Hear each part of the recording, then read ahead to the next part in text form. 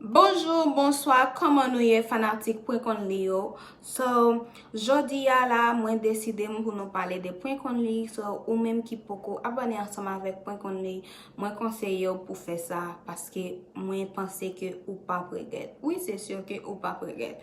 So, sa pou fe se abone, abone ansama vek chanel la.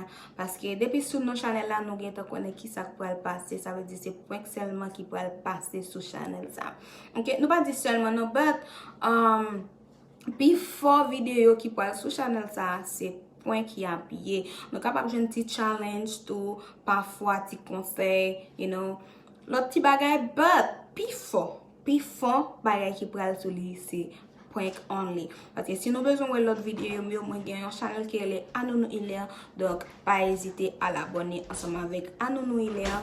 So, yeah. Si nou bezon lot bagay, ok? But, jodi ya la, nou vin pale ou. De point kon li, ok? So, met channel la, se mwen men, ti dam nap gade la, ok?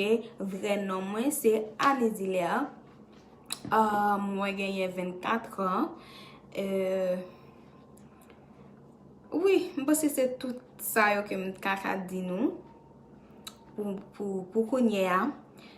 Sa ke mwen mande nou, s'il vous plaît, abonne ansama vek chanel la, fanatik point kon yo, mwen ki reme point yo, mwen reme bon point sauvage, kap mette division tout kote yo. Pambriye chéri, ale, vini abonne nan chanel sa. So, mwen apresye nou anpil, so, sel sa m ka di nou, nou poko abone mwen reme nou.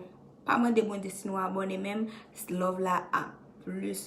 Donk, abone pou kapap jen bel point e pa mbliye tou.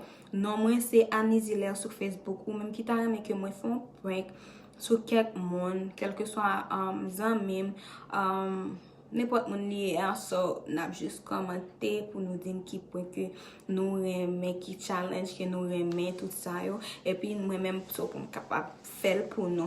So mwen reme nou anpil, se tout ti sa ke mwen te pote pou nou, just pou nou ka prezante chanel la tout piti. Donk nou pral travay sou intro chanel la, tout bagay sa yo, so yes. But katon pou m te kreye prank only, so pou nou kapap vin jwen plezi sa nou prank only, pou nou kapap enjoy nou nan prank nou yo. Ok? So, ciao ciao!